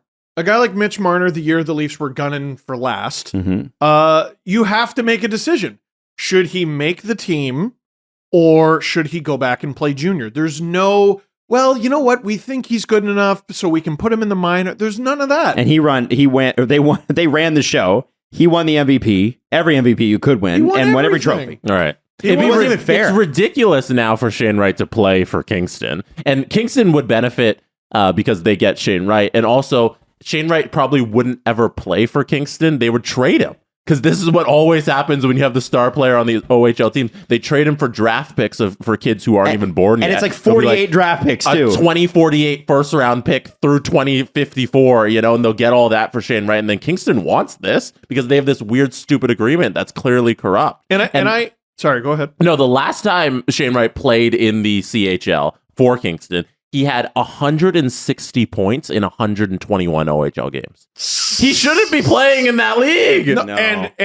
And here's how it works, right? So Seattle gets to benefit because this is definitely going to keep his next contract down, even if he just completely even if they let this deal even this deal doesn't slide. Yeah. The Kingston Frontenacs either go for a championship or trade the guy, so they get to benefit from it. Which benefits the Canadian Hockey League. Hockey Canada gets to benefit from it because they're going to have a better chance at winning gold. And all parties involved, which are like several times Shane Wright's age, get to turn to him and go, "Shut up, kid, you're getting an NHL salary." Ignoring the fact that this, for his long-term development, is a catastrophe. What if he goes back, he doesn't get an NHL salary, though? No, if he but right now he does. So he's making tens of thousands of dollars a week, right? Sure. And listen, Something I'm not like asking that. anybody to feel sorry for him, but he goes from that. If Seattle sends him back, he's back to like $200 a week and a per diem. And is that how it works? And he's still got, I believe They don't pay you. So his contract will slide because I don't think he's reached the 10 games to activate the first year in his ELC. So after all this bullshit, after having him for like 4 months, after having his rights in the National Hockey League for like 4 months, he's still going to have 3 years worth of ELC after this. And a regular season's 180 days, right? 6 months, almost 6 months exactly. Something like that. Okay, so you got about 24 weeks, let's say. So you get 950,000 divided by 24 equals $39,000 a week. Okay, cool, great. Most people sign up for incredible. that. But you get about 30% of that times 0.3 equals $11,000. So he's made 11,000 times 6 because he's been in the NHL. He's made $71,000 in take home pay. Oh my God, that's fantastic. Yeah. And then it's like, Shane. But then there's tax and all that. No. Why I took the tax off too. Okay, cool. I said they make 0.3 or they make 30% of that total, right? Yeah. So that's taxes and agents and all that. So he's made that's fantastic money. But then he's got to go back to Kingston and make $200 a week. Well, and then he's got to live the rest of his life. And like, if this doesn't pan out for him, people are going to call him a bust like it's his fault. Right. At very least, here's my thing. I get mad about the pay stuff because if you're good enough to be among the top 700 players in the world, and maybe in Shane Wright's case, he's not. So, okay, put him in the AHL. Now you're in the top 1,100 players in the world. Should he not be paid market value for that? That's wrong. Holding somebody back and literally saying, no, we're going to artificially stop you from making the money that you're actually worth on the open market is wrong. This agreement fucking sucks. Let's just call it what it is. And it's different, right? Like the rest of us, we all work till we're 65 or whenever we can retire, right? Shane Wright's not going to get the chance to do that. You get so many years. That's it. Finite amount of time. So these guys have to make their money and get out. The way this probably ends, because his talent is so huge, is he has a long career and retires with millions of dollars. That's not how it goes for everybody. But it doesn't make that right. No. What happens if he misses out on $1? It's still he wrong. blows out his knee. He blows out his knee in Kingston. He's never the same. Who covers that if he gets hurt in Kingston? I don't even know how that works. I think the NHL team would have his contract insured, but I don't know how. I think he'd have to sit on LTIR. Fuck the NHL team. What about him? That's what I'm saying. No. What I mean is, I think he'd get paid the full ELC if he's never I playing hope again. so. Right. What was so you had Justin Davis on Agent Provocateur. You were both on that episode, weren't you? No. Oh, that was the all. No, just there's an episode with The All Cubes myself, episode. Adam, and Alan. So you had Justin Davis on, former OHL player, former Washington Capitals draft pick. Yeah. And he told a story about getting injured in the States.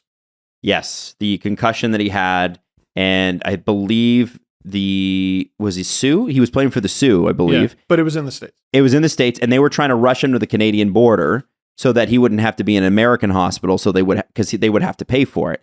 And it turns out the trainer who actually had some medical background, most trainers in the OHL at that point didn't, made him go to he said to the guys that like the Sioux management, no, he needs to go to the hospital now. And it turns out it was a good thing he did because he had blood on the brain, like he was bleeding. Yeah. And it was that a really bad concussion. And then they sent the bill to his family.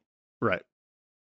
And then his family said, we shouldn't have to pay this. And Alan's like, they shouldn't have to pay this. And they're like, oh, that's a mistake. I can't believe we did that. Sorry. Oh, yeah, that's what Alan $15,000. said. Hey, he shouldn't have to pay this. So I bet Alan was really He was really calm and cool about that, yeah. Great episode. You should go back and listen to it. No, no one benefits from this deal, or certainly no 18-year-old Canadian children are benefiting from this deal. It's a bunch of bullshit. Get rid of it yesterday.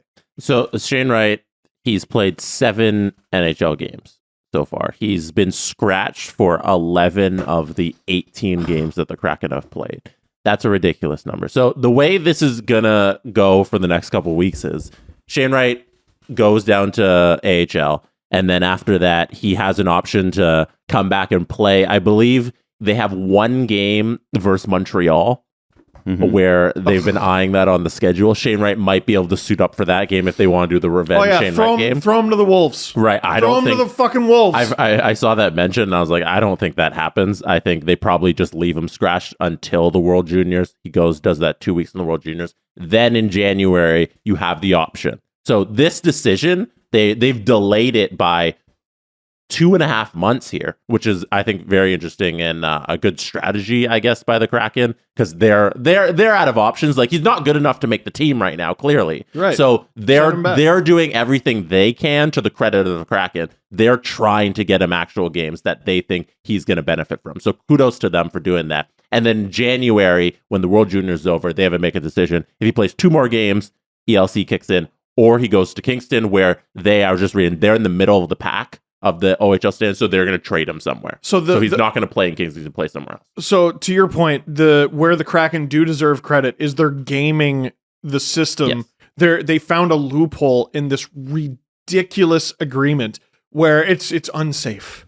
Ooh, it's unsafe for kids Shane Wright's age to play in the American Hockey League unless they're eligible for a conditioning loan, it's A-okay. I don't think the unsafe thing is their main reason. So what the fuck? I think they like keeping, I think Hockey Canada would argue and the NHL would argue that keeping Canadian talent that's been developed in the CHL is important to grow the game. It's important to have these players who came in through our system to have their rights until this amount of time. That's the argument I think they would give instead of the unsafe one. But I don't agree with it. I think both are bullshit because they clearly don't make sense for the broader scheme of things. But yeah, so they've delayed this decision till mid-January, which I think is smart on their part because now there's a path for Shane Wright. And we'll see when he comes back from the World Juniors to see if he's NHL ready. Yeah. I doubt it. Like, he'll probably go play somewhere in the OHL, and it's going to be a waste of a year, kind of. But, that's where we're at. At the end of his 3-year ELC, which I'm sure the Kraken will find a way to get extended to 2028, I hope he takes them for every penny. Hopefully he puts up some numbers. Yeah. Oh, absolutely. Me too. I'm cheering for the kid. What the fuck? Absolutely. Well, he needs to get a little better. Well, can't do that. Can't do that in the press box. Can't do that in the press box. Not unlike Nicky Bob. Not unlike Nicky Bob at all. So listen, the end of this week, and this is more for Canadians than Americans. Americans already know. It's Thanksgiving. So we're going to have some early games, which I'm very excited about. So I want to tell you that the SDP will be Monday, Wednesday, Thursday this week, so we can watch the afternoon game. We didn't want to be recording right before the game. Yeah, but now I can't watch football on Thursday. So what is football at 11? Yeah, it's all day. Starts it all day, man. It's like 15 hours, 16 hours of football. It's crazy. I'm gonna put it on during the show. Yeah. Also, there's also the World Cup going on too. It's just a great week. It's going great. Great. Well, the World Cup's not great. The stuff around it, but it's a great week for sports if you're a sports fan. Yeah. Sure. So Pretty awesome. Anyway, should we do the press conference? Think you know what way it's going to go? Make your bet at Sports Interaction, whether it's the World Cup, hockey, football, basketball. Sports Interaction has you covered. You can bet pregame. What else can you bet? Live in play or what else? one of their many prop bets. That's right. Sports Interaction makes it easy to deposit, play, and Cash out. Thank you. Join now to see all that sports betting has to offer. Want to bet? Head to sportsinteraction.com/SDPN. That's sportsinteraction.com/SDPN. 19 plus. Please play responsibly. Our next sponsor is actually pretty cool. It's called Athletic Greens. Jesse can speak to this directly. Yes. You're looking incredible. Do you have better gut health now? I do. More energy. Yes. Stronger immune system. I actually have never seen you 100%. sick. You're weird that way. Don't get sick very often. It's because I do things like take Athletic Greens. Yeah. Okay. So you got to check it out. Lend me some. What is in Athletic Greens? Use our code. It's 75 high-quality vitamins, minerals, whole food source superfoods, probiotics, and adaptogens to help you start your day right. And you ask what's in Athletic Greens. Well, that's all in Jesse now. Right? It's inside of me. It's inside of him. And then I poop it out. It's a special blend of ingredients that supports your gut health, your nervous system, your immune system, your energy, your recovery, your focus, your aging. Look at him. He looks positively 20. Hopefully. I don't know. Yeah. Listen. If you know could about that try it out, It's the camera. time to reclaim your health and awful. arm your immune system. To make it easy, Athletic Greens is going to give you 1 free year supply of immune-supporting vitamin D and 5 free travel packs with your first purchase. And all you have to do is go to athleticgreens.com with the promo code SDP. Athleticgreens.com/SDP. Sorry, yes. Will take you directly to that offer. Again, that is athleticgreens.com/SDP to take ownership of your health and pick up the ultimate in daily nutritional insurance. Jesse, Yes, you like it? I do. You're into it? I'm into it. What else do you need?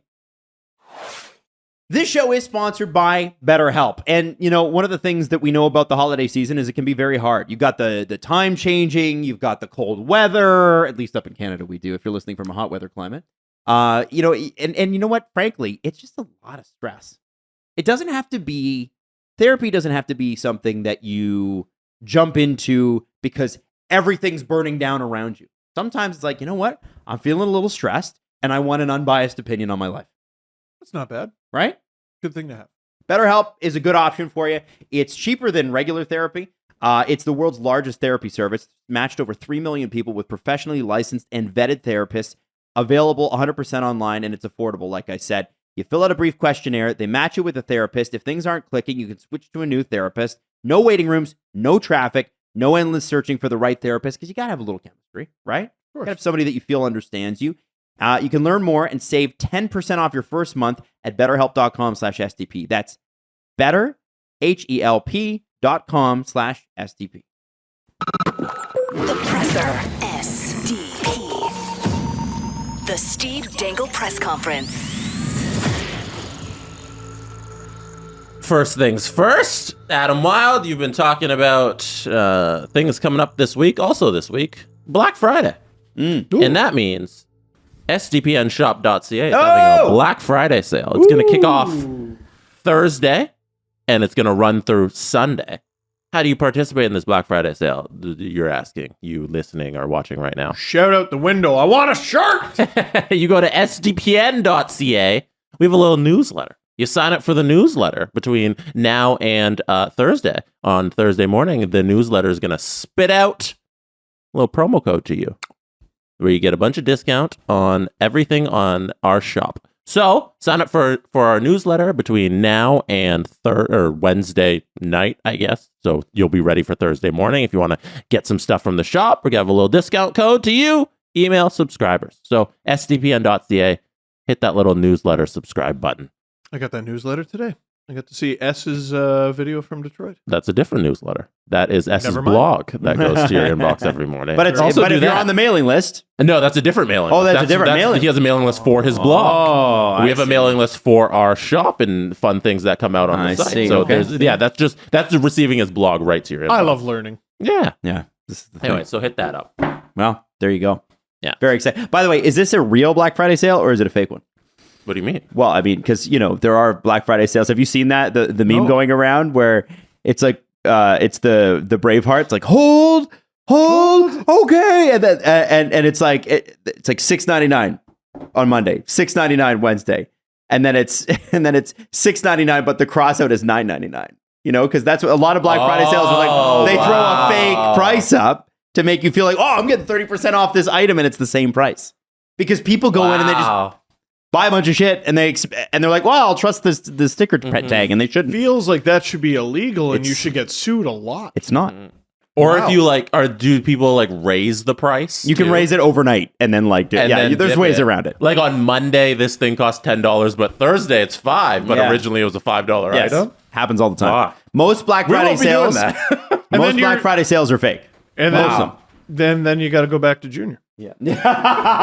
And if you also sign up for our Discord, I'm sure if you are there and you miss the mailing list code or something like that, but you're on the Discord, there's probably some lovely friends on the Discord who will help you out and find out what the code is if you DM them, just asking a couple chats. So also sign up for our Discord. Yep.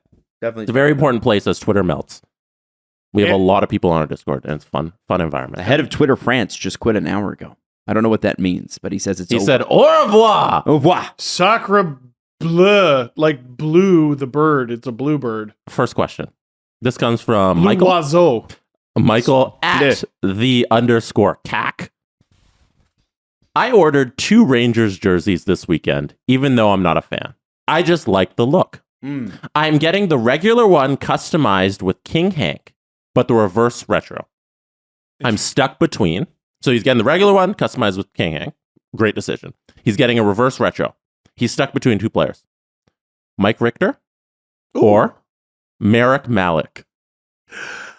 Oh boy!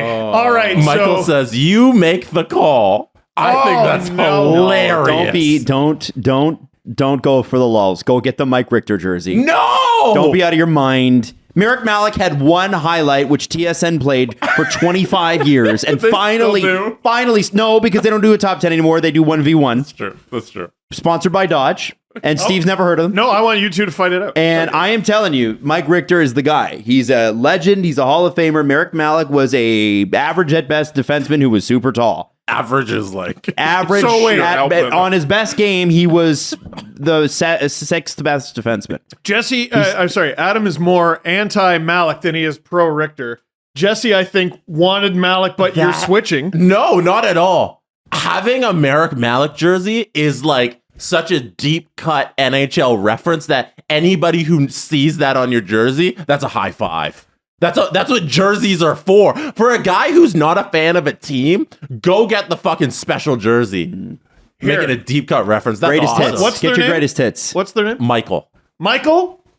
Here, let me you stare want down solo? the barrel of the camera. Your orange shirt's throwing off the color correction. I don't on give the a shit. camera, Oh so my you're god, kinda yeah. blue. I look Yeah. like Smurf. I'm from the Twilight saga. Okay, do your thing. Just go. Do your thing. Hey, Mike, what are you gonna do? Listen to a fucking guy in a Devils jersey?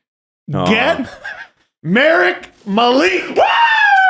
Marek Malík. Is it Malik or Malík? It's Malik. I don't know. It is Malik, but everybody calls him Marek Malík. Get it on your back. Everyone will love it. And wasn't he wearing the Lady Liberty jersey? Yeah, so that's why he's getting the reverse retro. Because that's the Malík. jersey he's wearing in the between the legs. If you're gonna get, Absolutely. by I'm the way, going to get one too. if you're gonna get anybody from New York, you should get Brian Leach. Brian Leach is the man. I love Brian Leach Wayne so much. Gretzky? I'm gonna No. fart in a jar and send it to you, Adam. I really Brian am. Leach is the guy. Not Don't get Wayne. married. Not Wayne. And I gotta smash it on the ground like a magician. I saw a. Look at the jersey Adam's wearing. Yeah, you can take And advice what shit are you talking? This is my team. What are you talking? What are you talking Your about? fucking ridiculous Flames. I love this. Flames Devils jersey. This is when they were winning cups. That is a 7-year-old drawing a Devils jersey from memory. That's right. Is what that is. That was me tracing out hockey pictures And you have in the grade 4. audacity to shoot down a Marek Malík jersey. I'm telling you. Do better. I want one. Do better. Should I get one? I think we should all have New York Rangers Marek. No, you shouldn't. I think we should get Adam one for Christmas. You shouldn't. Let's do it. We should. I'm so excited. I'm gonna make a list of Adam's least favorite players and get him all those. That I don't know highlight why is at you're- the top. No, it's the. Why are it's you the, so against It's the this? fact that I watch SportsCenter every morning, and Jay and Dan at the time. Every time there was a top 10, and it would be done by Rod Smith, one of the best voices in broadcasting. He really does. He's incredible. He's also extraordinarily talented. He should do nothing but voice cartoon bears. Yeah, honestly, seriously. That should be his it'd entire like, career. It'd be like, here's the top 10 sweet NHL goals that happened ever.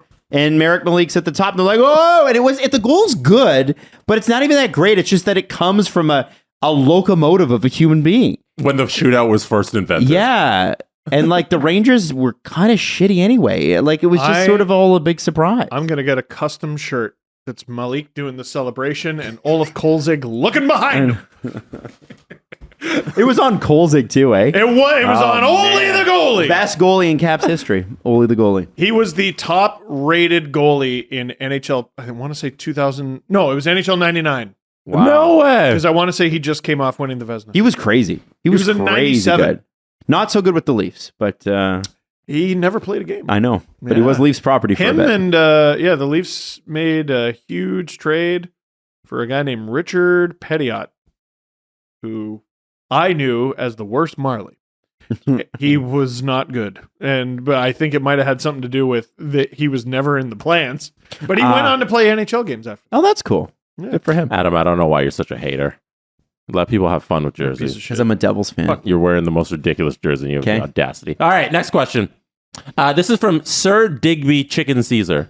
I think that's a fantastic name, and you should be commended. Sir Digby writes, Pittsburgh's roster celebrated Malkin's 1,000th game by participating in his pregame ritual. It looks like they're all partaking in Perneum Sun. No, I'm not. I'm not even going to read that. I hate viscerally that I know what that is. Yep. What has happened? No. So, fuck? everybody I'm on the lost. Pittsburgh's roster participated in Malkin's pregame ritual. With the I don't know if you guys saw the video. It's very cool. with the they're- legs. Yeah, Yeah. so his stretches that's that he cool. does every game. I thought this is funny. It was very, very By the way, cool. his warm-up routine sucks, and I think I found out why he gets hurt so often. No, and then he does this one. It's real good. And he does that one. It's real good. So everybody did that. I think that's great team atmosphere. It's great. You love seeing little stuff like that. That's what hockey and sports is all about. But Digby did have a question. Steve, what do you want to say? No, you go ahead. No. What do you want to say? I just want to say, fold the Blackhawks. You can't let a team do that in your home arena and then fucking lose. Yeah, that's which true. they did. and the Penguins stink this year They- too. Like they it's- Not anymore. The Penguins are back in this. Yeah, they're back. They're like But- 2 points out of playoffs. And Oh, Crosby's man. back. they've had a good week. I think had a good Crosby's week. had 2 4-point games this week. Yeah. Oh no, pretty no! sure. Listen. You mean they're playing to what they should have been playing to? But it doesn't mean they haven't stunk so far. He recently passed Tim Stützle. Okay, there you go. So go ahead. I know I'm gonna get shit on for that, so I just keep. Ah, letting you do it. corrected yourself. No, on the show. you cannot let a road team come in and horse around on your ice during warm-ups and then beat you. You stink. Fold. What was the On Marion Hossa night too. Fold. question, Jesse? Digby said, "What's the strangest pregame ritual you've ever seen? Have you ever seen? Do you guys ever see that in person? Anybody doing some fun pregame stuff? Any stories from guys around the league with pregame rituals that you remember? I'm shit at those things, man. I guess Steve got really into it with what was his name? He went on to coach in St. Louis. He was Sportsnet personality for a bit about stick taping. Mark Savard. I just don't give a shit about that stuff. Like I don't care. Like maybe I'm a weird hockey fan, but to me it was just tape the fucking stick and get out there. But if people are like, whoa, if you do it this way, bleh. So like the pregame warm-ups, I'm like, I don't know. I guess I think it's kind of cool when I thought one thing that was interesting post game was that PK Subban and Carey Price used to have a special handshake, and then the Habs told them to stop doing it. Allmark and Swayman with the hey! Yeah, that was cool. And Nick Foligno with Bobrovsky back in the day. Yes. And Nick Foligno filled in for Swayman when he was hurt. Yeah. And he did the little hugs or Like, whatever. those but are that's all fun. post game. They're fun. They're Yeah. fun. But like, Pasternak's got a fun one with, I want to say it's McAvoy, where they do like a little spin. You ever see the spinny spin? I think I have seen that now that you mentioned it. I wouldn't have remembered it, like picked it out of the air. Yeah. Marner has a funny one. The other thing is the broadcasts have stopped showing a lot of the pregame warm-up. They used to show clips of that all the time. And they used to just, like Hockey Night in Canada used to drop in a lot more on the pregame warm-ups around the league and show a little bit of players kind of goofing off. And they've stopped doing that. And I don't know why. I'm glad that they've got back to analysis in the actual intermission, because there was a couple of years there where they just didn't analyze any of the games. And you're like, I know you've been doing the streams for so long that you don't. But I'd be like, where is the in-game analysis? And they're actually doing that now. But again, I loved those things. Those are first off, you get to see the players' hairstyles, which you can't do anymore because they have to wear helmets during warm up, and I get that. Not a lot of people like that. And then you got to, you got to watch this stuff on the internet, I guess. I don't know how else you'd catch it.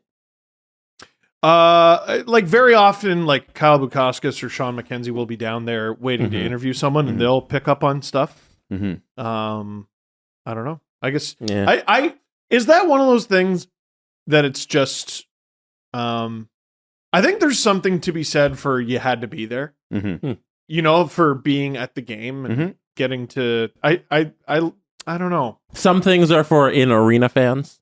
Yeah, like the All-Star game. Like if you're there. The entire All-Star game. Fun if you're there. No shit on television. Didn't Zegras throw the puck up a bunch of times and catch it? Like players that can do that, that's kind of neat. Yeah, I believe he does that. Zegras goes pretty crazy in his pre-games. Yeah, those are cool. Yeah. And I actually think there's a purpose to that, right? Like you're working on your hand-eye, you're doing your it's basic shit. I always like seeing them like what the goalies have to do. And do you remember the game where you'd hold your hands out? And then, like, the other person. And you'd smack, and you'd be like, all right, like that? Play a version. Me. All right. I gotta, like that. Yeah. So, like that. so Formula One drivers play that game before every race. They have to, because they got to work on their fast twitch, right? That's cute. It's crazy. Anyway, so yeah, I don't know. I just always cheat. I don't have any great stories, I guess. We just kind of rambled along with that. Yeah, that was the longest. No, I don't actually have an answer for that. You mentioned sticks, and it just reminded me that Auston Matthews currently has he has a custom wrapped CCM stick. I'm pretty sure for those stick nerds out there, it's been 2 different sticks he's had under there. Like, so he's had one of the new CCM ones, and then the one that he's running with currently. But so he's had 2 different sticks wrapped under his custom Toronto all white stick. Been also pretty fun to watch. One of the only players in the NHL to have custom skates, like a custom design on the skate. Yeah, it's been. I didn't know you were allowed to do that. I want to see someone like have bright red skates like a video game. Oh, it'd be sick. It's gonna happen. I'm excited for the day that we get all these kids who grew up on SHL with their ridiculous visors and their Christmas tree skates, and all the custom, and they reach the NHL and they're like, hey, I want to do some funky shit with my skates. Like, that'll be a fun day. An all EASHL lineup one day where the left D is going to wear teal skates. The right D is going to wear yellow skates. The left wing is going to wear bright green skates, which fucks it up when you change positions. Yeah, that's what's going to happen. Do you guys don't think it's going to, Adam, you don't think it's going to happen one day? Well, not as long as Gary Bettman is commissioner, no. You think he hates fun? I think that uniformity and Gary Bettman go hand in hand, but hopefully by that time, they'll have found somebody else with new ideas and a fresh perspective to run the NHL. No. Bill Daly. He's gonna. It's gonna be like we now go to Gary Bettman for comment, and he's gonna come out of like a chamber like Master Chief, and like a cryo. He's gonna have liquid nitrogen flying around him, and he's gonna be like, "Good day, everyone." Yeah, it'll be tough to wrangle the reins away from Gary, but I hope that people are allowed to do that because I think. That kind of stuff's fun. The NFL is weird about that. Like they won't let players wear special shoes and stuff. Yeah, so the NFL only allows the cleats that aren't like the uniform color in pregame warm up.